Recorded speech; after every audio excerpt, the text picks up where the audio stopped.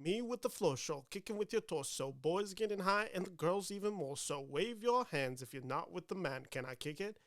Yes, you can. Yes, I did watch Better Man. We're going to be talking about that movie today. Essentially, the premise of this is going to be a really laid back, chill episode because I'm a chill guy. And we're going to be talking about, I have it all written down here. We're going to be talking about 50 movies today. We're talking about every film nominated for an Academy Awards. That's from the Best Picture race. That's from anything as small as animated shorts, which, trust me, that was a rough one this year. The goal is there's 50 movies. So many of them are shorts. 15 of them are shorts that I want to spend no more than 40 minutes doing it. So did I say 40 minutes? Let's just kind of round that and call it 52-ish minutes. That's more realistic post recording the video. So that is the challenge today. I'm going to put it on a timer. We have 40 minutes to talk about 50 movies. They're not going to be in-depth reviews. I have a lot of in-depth reviews on a lot of these movies, so make sure you subscribe to my channel for more. Let me get closer to the mic. We're going to, like I said, we're going to do a calmer episode today. Let's start with number 50, which, can I just say, I understand, rewarding animated shorts. God, this year was painful. And to be honest, last year was really painful too. If I recall the John Lennon, Yoko Ono inspired war animated short, which is a real statement, won. And yeah, no, it was bad. And no, it didn't get better this year. In fact, I actually would honestly say it maybe got worse. And that's why, kicking off at number 50, we have the animated short called Wander to Wonder. And here's the premise of this movie, which is absolutely insane. One, it's like a 14-minute short. It follows these dolls from a Mr. Rogers-like show in Britain, and they remain trapped in a studio post the show's originator who dies. And it just gets really messed up, really effed up really quickly. And it has these surreal / bizarre elements, and let me just say, this was not for me. I found it quite stupid. I didn't think it looked good. It felt like something that almost like you'd feel like you're watching on Adult Swim at like 3 a.m. And it's almost like nightmare infused. It didn't work for me. I quite literally walked out of this movie like 7 minutes in just to use the restroom. I was so done with this movie. Not for me at all. Speaking of bad animated shorts, let's talk about number 49, In the Shadow of the Cypress. This is an Iranian animated short film. It follows a sea captain and his daughter who live by the sea. And there's a whale, and this sailor has PTSD, and this movie is 20 minutes. I don't think there's a lick of dialogue in this movie. And yeah, no, this didn't work for me either. I found it incredibly dull. This was, I think, the second animated short that aired for my screening. I'm like, oh God, I can just tell it's going to be painful. To be honest, you'll see on this list, it didn't get much better. We're going to go through a few of these shorts because a lot of them were not great this year. Number 48, I have The Only Girl in the Orchestra, which if you want to check it out, it's streaming on Netflix. Now, I actually want to just say this short's not bad. I wouldn't say this short is any revolutionary in any sort of way.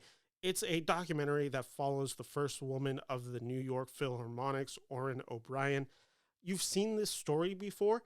It's nearly 40 minutes. I thought it was too long for a short. I really do not like shorts that are more than like 20 minutes. Like, there is a attention capacity that I just blank out with shorts. And I know because I can watch like a really long movie. I can watch The Brutalist at 3.5 hours, but then The Only Girl in the Orchestra, I get very antsy watching it. It's very standard. It's very formulaic. I didn't find much in this movie. It would be a pretty easy skip for me unless you want to watch all these. Number 47 is another one that you can stream right now. It's available via the New York Times. It's a New York Times produced documentary short called Instruments of a Beating Heart. This movie, I know the audience that I watched it with a few days ago, they really ate this movie up. It's okay. Essentially what it is it follows a young girl in her school's orchestra determined to play Ode to Joy. She's playing the drums. She really wants to nail this part. Didn't work for me. It's the case of, and I described this on my letterbox, which I have the link to my letterbox down below. It is the case for me while watching this. I was like, this is just Whiplash, but with like first graders.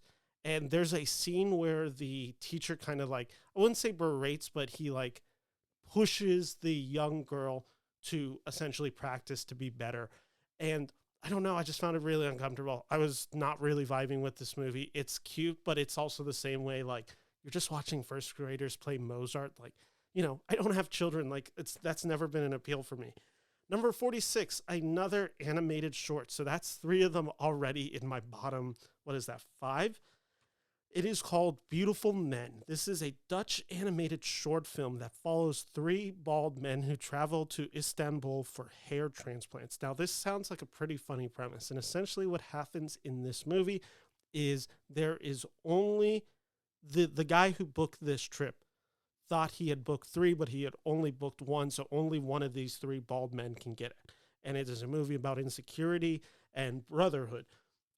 It didn't work for me at all. There's way too many animated penises in this movie for my taste. That is not a joke. There is a lot of animated dick in this movie. Quite honestly, that is a trend with a few of the animated films this year. You'll see Memoir of a Snail.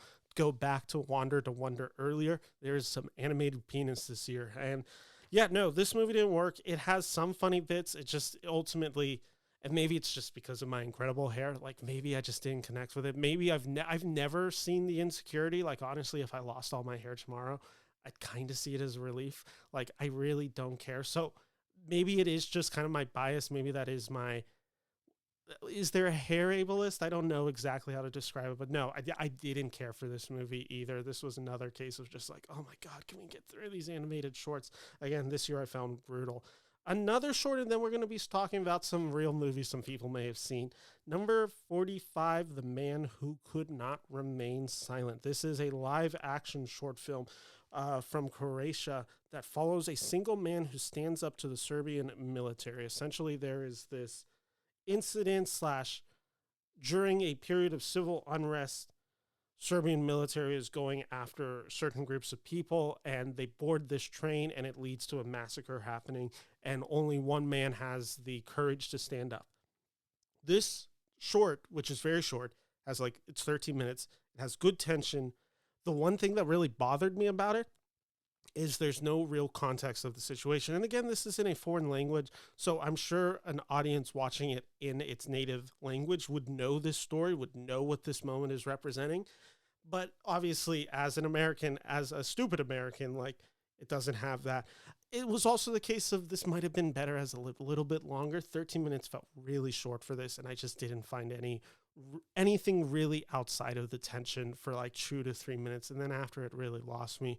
44 is another live action short that you can watch right now. It's streaming on Netflix. It is an American Hindi language film called Anuja, and it follows a smart 9-year-old girl and her older sister who receive an opportunity of a lifetime. And essentially it's about a girl getting an education, and it's a sweet film about sisterhood. It would have worked better as a feature length. That's what I'll say about this movie. But this one's decent. Like, I enjoyed this one enough, even if I didn't think it fully worked out or was fully perfect.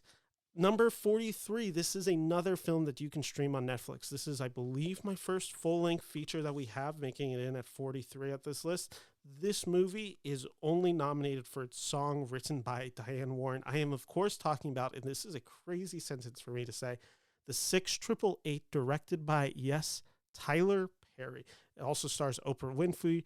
Kerry Washington's in this movie. Dean Norris from Breaking Bad is in this movie. And essentially what this film follows, it's a true life story of the Black Women Battalion in World War II who served by dealing with the 3-year male backlog.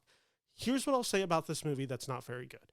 One, Tyler Perry can't direct. It's very clear he's not capable to deal with this material. There is good in this movie. I actually think he can get a few good performances. Kerry Washington is pretty good in this movie. She plays essentially the leader of this platoon. She yells a lot in this movie, and I found her effective, and I understood that character. I liked what she was doing in this story that is just horribly written and just very like blatant in what it's trying to say. Dean Norris from Breaking Bad, Hank, He's cooking in this movie. He is a raging racist. He is so wild, and I wouldn't say his performance is good, but it's kind of laughably funny at a lot of times, and he is just so playing it over the top that I had a bit of fun with him. Number 42, this one's a quick one. This is also nominated for an original song. It is a documentary now streaming on Disney Plus, Elton John, Never Too Late. This essentially follows Elton John's career with Elton John present. You have other guest appearances in there. I'm pretty sure Dua Lipa, who just did that song with Elton John recently, is in this. This one is like, if you're a huge fan of Elton John, I'm sure there's enjoyment. This was the case of, it's about an hour and 40, and I didn't feel like I learned anything new about Elton John. In fact, it covers a lot of the same ground that the 2019 film starring Taron Egerton, Rocket Man, does. But if you like Elton John, like, I'm sure there's going to be enjoyment. I did not dislike watching this movie. I liked being and hearing Elton John songs. The song that he is nominated for isn't particularly good. I don't think it will win in any chance. Number 41, this one's going to be shocking to some people. 41, I have Nickel Boys, which is nominated for Best Picture and Screenplay. Yes, this is the lowest of my nominations for Best Picture. I really wanted to like this movie, and here's what I will say. I may have and possibly should have had it above my next pick. But ultimately, Nickel Boys, if you don't know, it follows the story of two young black men in this Florida school that is extremely abusive and awful in like 1960s, peak of civil rights. It is shot by Ramel Ross completely in the point of view. So you are always looking through the eyes of one of these two black men. And there is what this film is trying to accomplish is a power and to really put you in the place of it. I really respected the effort. The execution left me a bit cold. And someone described it, Drew McWeeny described this really well on Letterboxd, where this is going to work for some people and it's not going to work for others. For me, it doesn't work, but I understand why someone else would love this. It features a great performance from Anjanou Ellis-Taylor as the mother character in this movie. Here's what I'll say, and maybe why I should have had it above my next one, is because there is a rewatchability factor. Like, I actually do want to get time, if I have it this weekend, to go see this movie in a movie theater. I saw it at home streaming, so there is a chance that in theater I have a much different reaction to it, but ultimately that is the experience I had with the movie. Now, number 40, and I need to speed this up, I have Emilia Perez. 13 nominations, just incredibly funny. This movie's a disaster. I did not hate this movie as much as other people did. I think there are some redeeming elements. I do think there's some interest to be in there. I know she is kind of the banshee of this award season. I do think Carla Sofia Gascon is good in that movie. This is ultimately a movie that doesn't work, but I actually did respect some of the elements of it. The more I've gone back and thought about the movie, the more I dislike it, and the musical elements don't work. There is no reason to spend any more time about Emilia Perez. 39, another movie with animated penises. Memoir of a Snail. This is directed by Adam Elliott. I'm pretty sure he wrote it. It follows a character called Grace Puddle, and she is the sad woman, and she has a really sad life, and it's a really sad movie, and it's really depressing, and I understand why some people connected. I understand why some people found beauty about it. This movie it left me in a weird headspace. I just didn't necessarily appreciate going through this movie, and I wouldn't go through it again, even if the animation is undeniable. 38, this comes in the animated shorts category. This comes from Japan. It is called Magic Candies. This is one of the better animated shorts that I saw. Low bar to clear, but essentially what Magic Candies is an animated short film from Japan that follows a young It follows a young boy who gets 5 magic candies. I'm not editing anything. This is all going to be raw. And essentially these magic candies, they grant him temporary powers such as talking to dogs and talking to his couch. Wild premise for a movie. Little bit of fun. Didn't fully work for me. It actually this is another case where a short just may have worked better as a full-length feature, but there is definitely some emotionally compelling scenes in this. This is a cute film. I would recommend this one if you get the chance. I think it is streaming somewhere, although I don't remember where. Number 37, this is streaming on Netflix. It is another short. It is a live-action short that I can recommend. It is called Lien. And essentially with this film, it follows a husband and a wife who travel with their kid to their husband's citizen test, and only to find out that the citizen test is actually an ice trap. This movie is tense. It is very upsetting. It is obviously very relevant given the past few months that have been going on under the current administration. Some people are going to find this movie very manipulative, which it certainly is. I found it compelling. It's very short at 13 minutes. It is very tense. I felt myself understanding this moment, and it is infuriating the tactics that ICE uses to entrap. This is a good movie. I like this movie.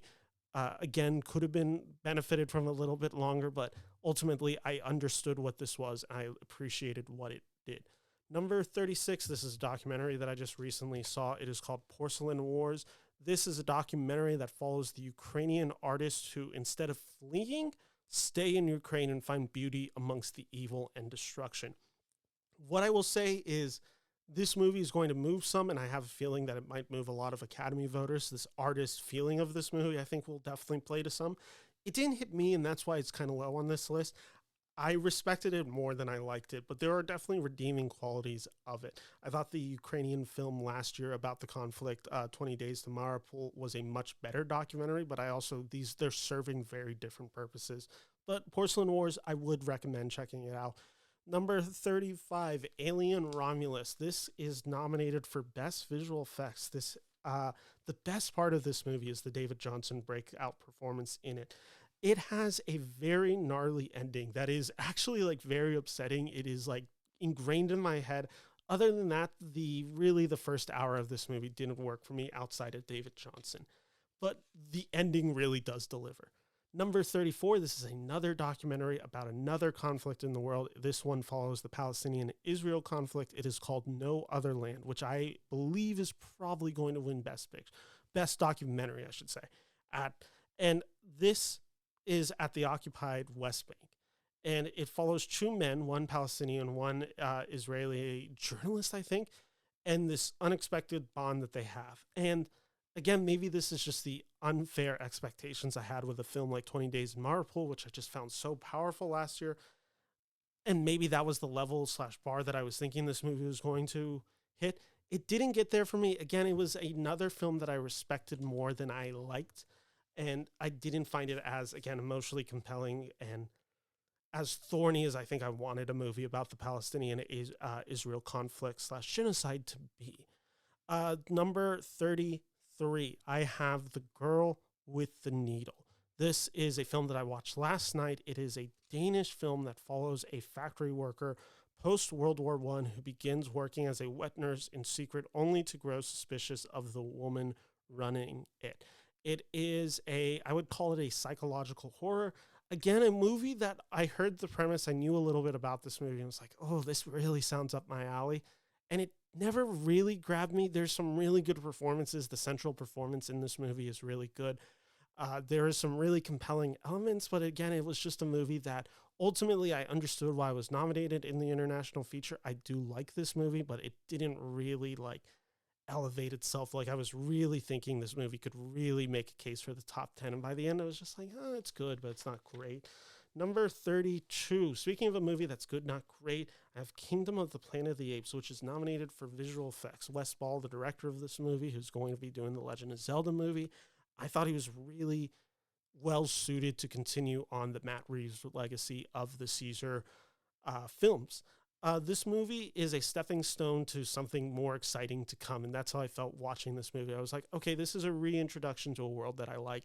Even if this movie never really delivered as much as I wanted to, this movie is still good. I would recommend it, and I have a feeling that the next sequel is going to be quite good. And it looks like my phone is dying, so I need to plug that in. So I hope my camera doesn't shake too much. But okay, there we are. So where were we? We just did 32, which brings us to 31. This is by default the best short animated film that I saw this year. Let me correct that.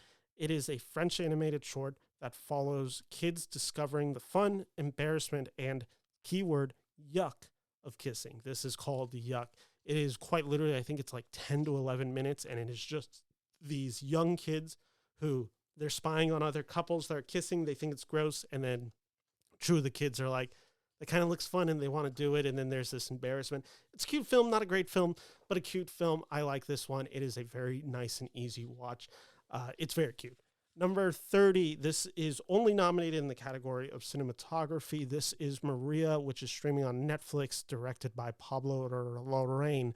I like this movie more than others. I really like Pablo Larraín, probably more than a lot of people do. I know he's not everybody's taste, but I think he really has an interesting eye for specifically key historical women in the 20th century, that's what we have in Jackie, that's what we have in Spencer, and that's what we had in Maria. This is probably the weakest of the three, but it does feature a great Angelina Jolie performance, and this movie is absolutely stunning to look at. This is a well-deserved cinematography nomination. Number 29, and I was going to rewatch this film last night until I realized that I actually saw this movie quite literally over a year ago at Sundance. It is Black Box Diaries. This is a documentary that follows a Japanese woman investigating her own sexual assault. And it is and I can't really speak more on this movie because it's been a while since I've seen this movie, but I remember this being a movie that I found very compelling, very scary, very upsetting, of course, what a woman is going through, and kind of a reminder this issue is prevalent amongst the world, not just a U.S. central issue. A good movie. Again, I can't really speak any higher, and I think that's why I didn't get really higher on this list, because I really just don't remember enough details. But when I was about to watch it last time, I'm like, wait, didn't I see this movie? I remember this premise. And then, yep, I saw it at Sundance year plus ago. Where are we? That was number 29. So now we are at number 28.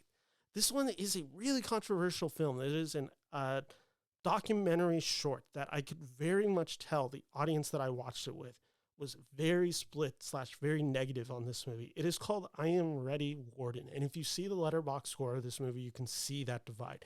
This is essentially a film that follows the death penalty in Texas. So you have this man who killed another man, I think about 18 years ago.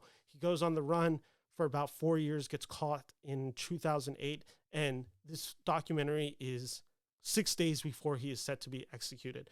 I found this a really interesting case of what a documentary short can be, which is just this snapshot of life, this moment in time, trying to explore a really important topic.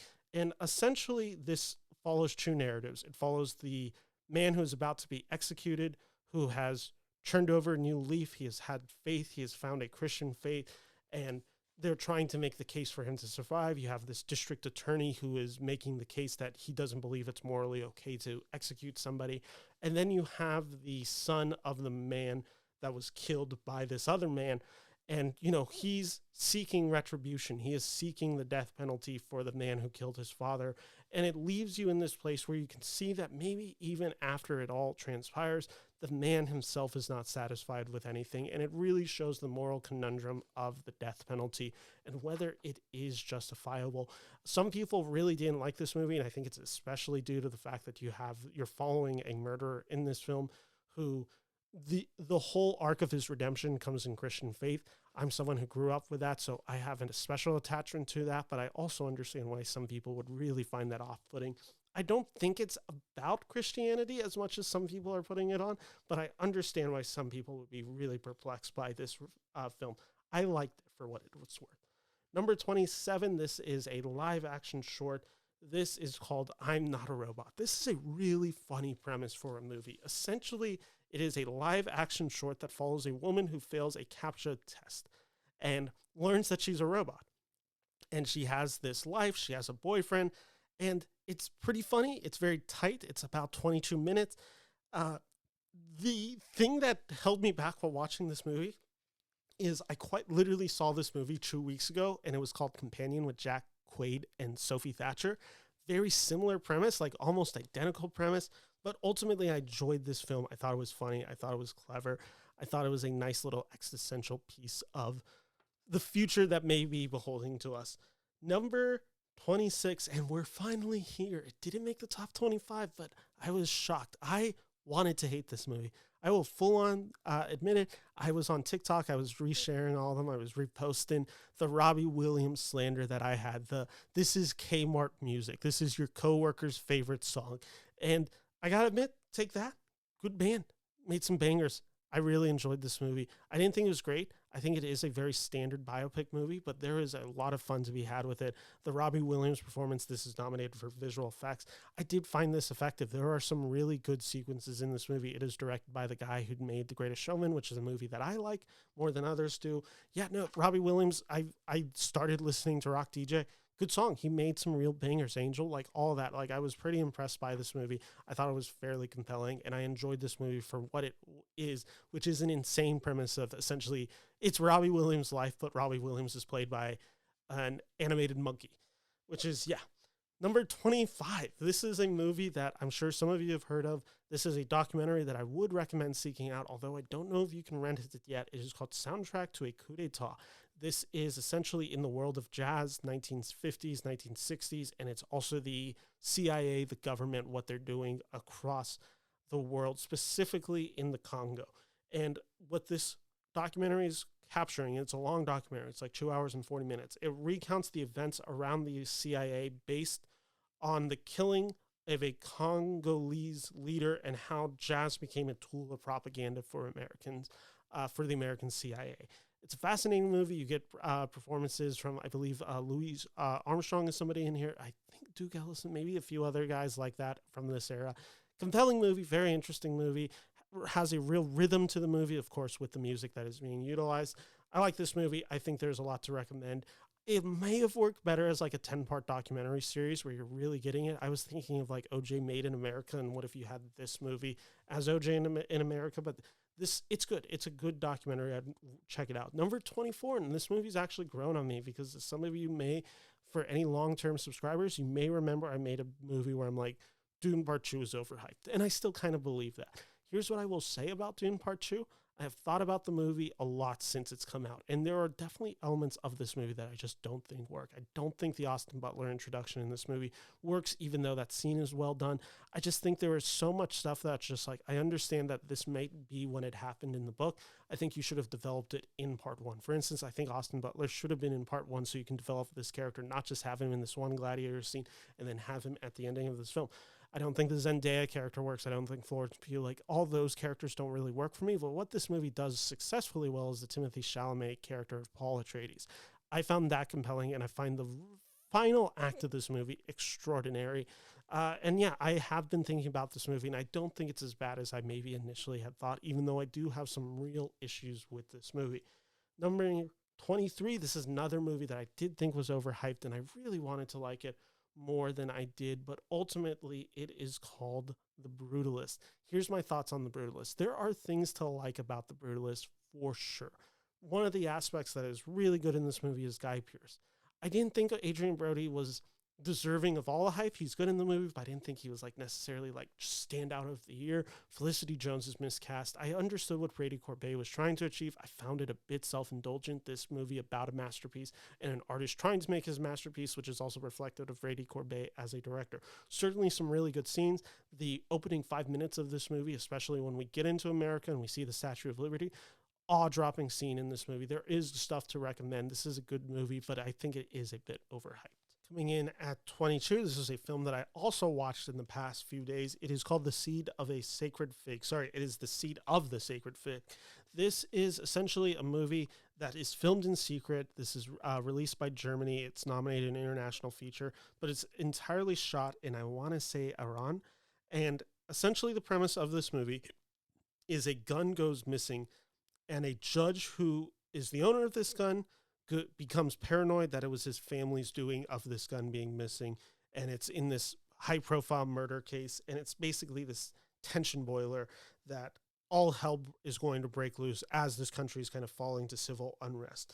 Muhammad Rasulov, who is the director of this movie, he made this film in secret. Again, this was kind of another movie that I wanted to like more than I did. Ultimately, it is compelling. There is some really great performances in this movie. The central female performances in this movie are really good. I understood what this movie was going for. It didn't really always connect with me, but I respected what this movie was going for, and the parts of this movie that really landed for me. Coming in at 21, I have Wallace and Gromit: Vengeance Most Fowl. This is a movie that I found a bit slight, even though I quite enjoyed this movie. This is a movie that kind of never makes its mind of, is it just a 30-minute animated short, or is it an actual full-length movie? It never felt like it had the substance to be a full-length movie. It's basically, I think it's about 73 minutes. There's good stuff in this movie. It's good to see these characters together. I wanted a little bit more focus on the Wallace and Gromit dynamic, but ultimately Feathers McGraw for life in this movie. He's so funny and very scary in this movie. Coming in at number 20, this is, I like this movie a lot, and it's seemingly getting more relevant out of the news that we're getting out of Italy with the Pope. It is Conclave, which is, of course, the movie about the conclave that selects the new Pope. Ralph Fiennes is cooking in this movie. John Lithgow, our new Dumbledore, is really good in this movie. Stanley Tucci. I've never understood the Isabella Rossellini hype for this movie, but this is a fun movie. This is definitely one that people have talked to me about. This is a film that plays really well with the older crowd. My grandma was just talking to me about this movie and how much she enjoyed this movie and had fun with this movie. It's a very beautiful looking movie. It kind of reminds me of Da Vinci Code, where it's a bit trashy, but it has a real fun element to it. I did enjoy this movie. Number 19, we have, and I'll do the voice, Nosferatu. That's a terrible impression, but this is nominated in production design, cinematography, costuming, I believe is the third one. And this is a retelling of the Nosferatu German silent film, now directed by Robert Eggers, one of my favorite genre directors. This movie doesn't always work for me, and that's largely due to the performance of Count Orlok in this movie, played by, oh my gosh, who is the actor's name? Skarsgård is the actor who plays Orlok in this movie. But there is just some visceral moments in this film. Lily Rose Depp is incredible in this movie as the central female performance in it. Nicholas Hoult is really good, and there's just some incredible direction. Willem Dafoe's having the time of his life. This is a movie that ultimately I want to rewatch now, knowing what I know about the movie and that it is kind of just a straight remake of the 1920s film, but there is a lot to really like about it, and I do think Robert Eggers' just eye for direction, production, all of it. Like, this is a really well-designed world that he is able to bring to life in Nosferatu. Number 18, I have A Real Pain, which I just want to say, and I've been very critical of the fact that I'm like, is Kieran Culkin really just like, why is he the runaway favorite for Best Supporting Actor? He's good in the movie. Do not get me wrong. I do think he's good in the movie. I just don't know if he should be the favorite. Honestly, of the 5 that got nominated, he's probably my 5th favorite performance of them. I thought everyone else in the category gave a better performance. But ultimately, A Real Pain is a good movie. I do like this movie. I do respect what it is accomplishing, and I think there is a lot of merit to it. I think Jesse Eisenberg may win Best Original Screenplay. We'll see if that prediction comes right. But there is a real lot to connect with of these two mismatched cousins who are worlds apart yet are connected in this weird way through their grandma, and they go on this weird spiritual journey, essentially, and kind of deal with the everyday feelings of life and also experiencing family trauma. I think there is a lot to really like in Jesse Eisenberg's sophomore film. Number 17, this is a film that's really hard to see. To be honest, until it starts streaming anywhere, you're going to have trouble seeing it unless you can go to your local documentary shorts playing at a theater. It is called Death by Numbers.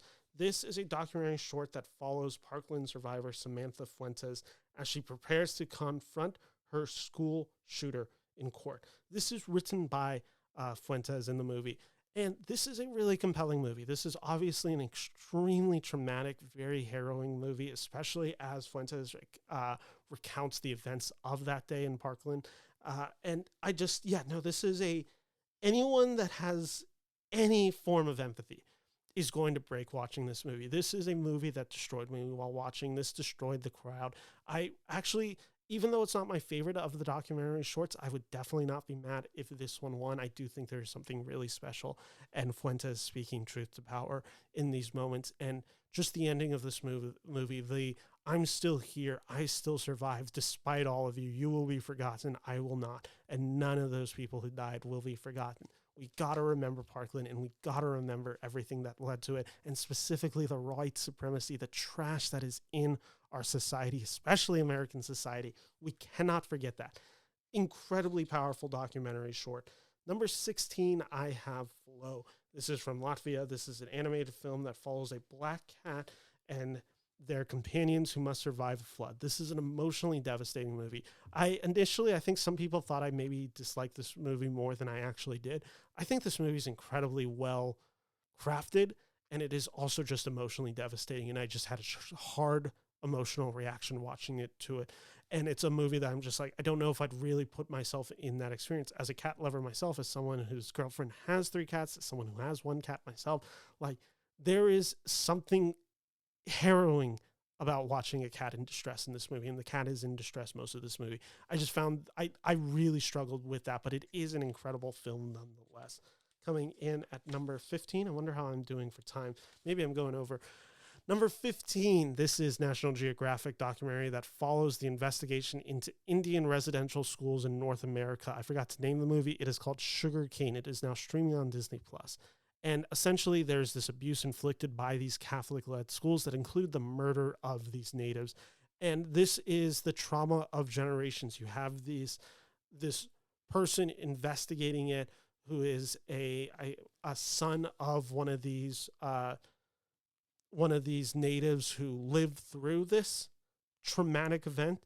And it is a movie about family trauma. It is incredibly harrowing. This is an incredibly powerful film from National Geographic, streaming on Disney+. I would recommend it, but it is a tough watch, but it is wonderful. I hope it goes on to win documentary. Number 14, I have what I think is my favorite of the live action shorts. It is called The Last Ranger. And essentially, this is the last one that screened at mine.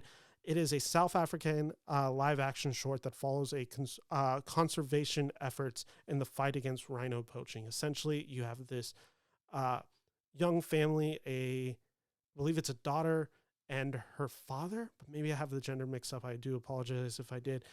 They're there and they're out there with a rhino. They're observing these animals, and poachers come, and it's just this like kind of 20-minute tension of fighting off these poachers and helping this rhino. And it's based on a true story. It's incredibly upsetting. It's really powerful, and it leaves you with a really just wonderful message about helping these people and supporting and making sure that like these beautiful animals can live in the wild and be conserved. Number 13, Bob Dylan, my guy, Timothée Chalamet, delivering SAG winner now. How great is that? We have a complete unknown. James Mangold overperformed, director nomination for him. I hope Timothée Chalamet goes on to win the Oscar. I think he's sensational in Bob Dylan, which is a movie that is not concerned about the person, it is concerned about the artist, and that this man is an enigma. Every time you try to identify Dylan in this movie or feel like you're even starting to slowly understand who this guy is, Chalamet's miles ahead of you, and he leaves you in the dust. It is a pretty wonderful capturing of the man of Bob Dylan, that as someone who is in their 20s has spent a lot of time with Bob Dylan. Number 12, I got September 5th, a movie that is only nominated for original screenplay, which is a little bizarre that it even got this nomination and nothing else. This essentially follows the ABC News team who is on the ground reporting during the Munich Olympics crisis of, I think it's 1972. Good movie, really tense, 90-minute just thriller, all in this small little space. It's very claustrophobic as you watch these people essentially reinvent how news is reported and the lack of stopping to ask questions about it. I thought this movie was very compelling, even though it really doesn't get into the old Israel, Palestine, and everything that leads up to this moment. Number 11, another movie that I really liked, we have Sing Sing, which is written by one of the guys who stars in this movie, Clarence Macklin. He should have gone in for Best Supporting Actor. He's very good in this movie, as is Coleman Domingo. This film is an uplifting film released by A24. Coleman is nominated for it. Also got a Best Adapted Screenplay nomination. And let me increase my sound a little bit there. Sing Sing essentially follows this like prison theater program and these people finding therapy and healing through this theater program. Coleman Domingo is excellent in this movie. Really recommend this movie. I wish A24 just gave this movie a better release. I've complained a lot about how A24 handled Sing Sing. Number 10, don't need to spend much time on it, but I thought this movie was very good. It is an animated feature. It is Inside Out 2. I thought it was able to take what Inside Out, the first one from 2015, does well and is able to continue building off. Is it anywhere near as good as the first one? No. That's a high bar. This movie does capture it. It has a lot of humor, and I really like Maya Hawke's anxiety in this movie. And this is a movie that explores anxiety in, I think, a way that is really sophisticated and understanding of what it is. And the ending is devastating. Number 9, dropped a little bit from where I originally had it, but that does not take away my enjoyment of this movie. I have Gladiator 2, and I need a little bit of water here. You could probably hear my voice getting a little hoarse there. Gladiator 2, Ridley Scott. This is a film that at one point I had predicted that it was going to win Ridley Scott his elusive Oscar. I was very wrong on it. That does not take away the fact that I really enjoyed this movie. I've said it. If Gladiator 1 is one man up against an empire, this movie is how that one man then led generations to rebel. And this is a movie about how to rebel. And this is a movie about rebelling is free. I think it's a very poignant movie. And I actually think this movie is operating in a lot of ways that people just didn't respond to right away. But I don't think this movie is bad as, and definitely nowhere near as bad as other people have made it out to be. I still think this is a really good effort from Ridley Scott. Had quite a blast with this movie, and Denzel's cooking in this movie. Number 8, Wicked. I love this movie. I truly did. I've seen it twice. This is a movie that is a special memory for my girlfriend and I. We got to see it about a week early, so I kind of knew that this was. I had heard so much positive things about it, and ultimately lived up to the hype. I got to see the play in September, so basically 2 months before I got to see the movie. And yeah, no, it's just a wonderful adaptation of it. And I think what really stands out about it is just how good the central performances of this movie. Cynthia Erivo is excellent as Elphaba, as is Ariana Grande, who just blew me away as, I'm blanking on her character, Galinda, that's her character's name. Just absolutely enjoy this movie. Love this movie to pieces. Listen to the soundtrack quite often. I think this is such a fun film. I don't think this film is incredibly well directed. Like, I do have a lot of issues with how this movie looks. The lighting especially is bad in this movie, but it's kind of a testament how good everyone else is in this movie for making up for that. And yeah, no, a blast. Can't wait for Wicked for Good coming out in November. Coming in at number 7, I have A Different Man, which is one of 2 Sebastian Stan films that have made my top 10. We'll be talking about another one shortly. This is written by and directed by Aaron Scheinberg. This is nominated for makeup and hairstyling. This is essentially Sebastian Stan plays this character with a body. He has like disformation on his face, and essentially like he lets that define him. And then he goes under to get the surgery that makes him look like Sebastian Stan, and life's still kind of shit.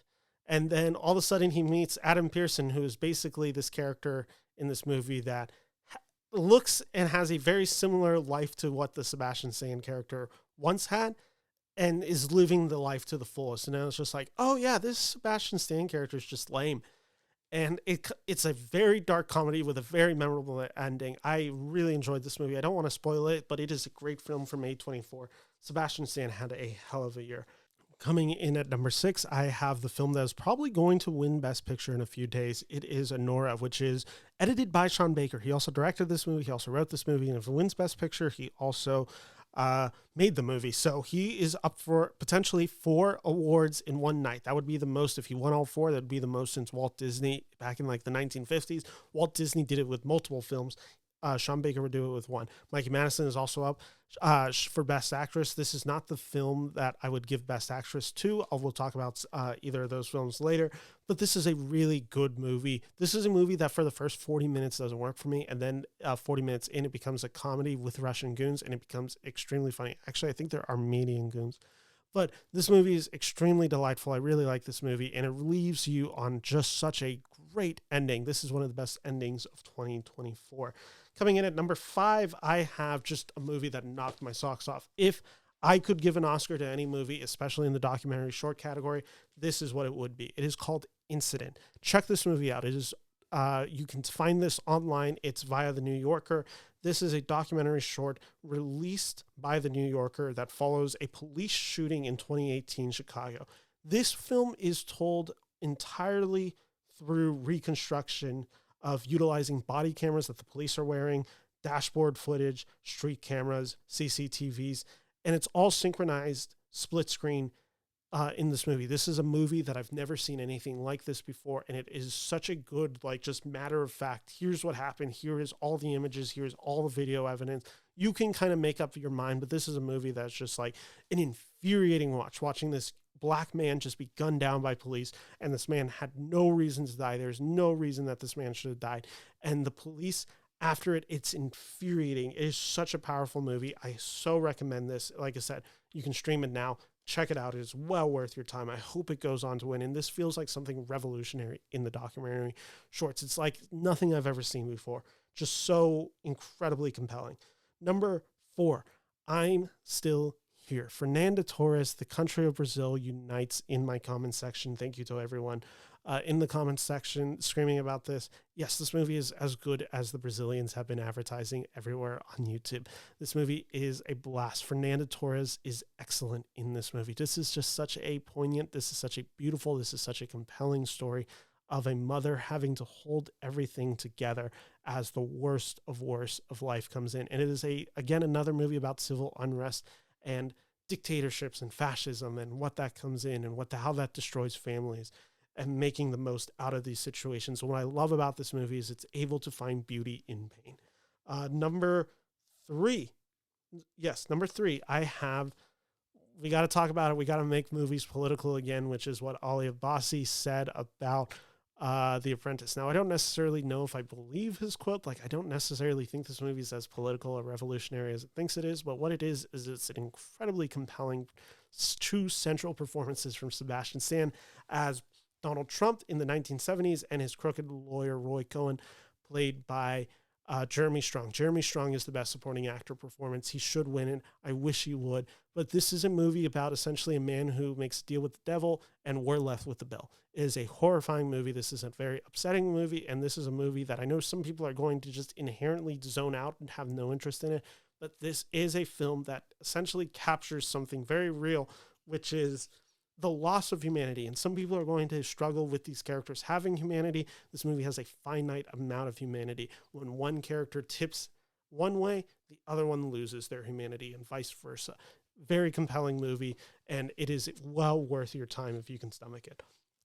And let's get some water before my throat just dies. I'm so close to done. 2 more titles.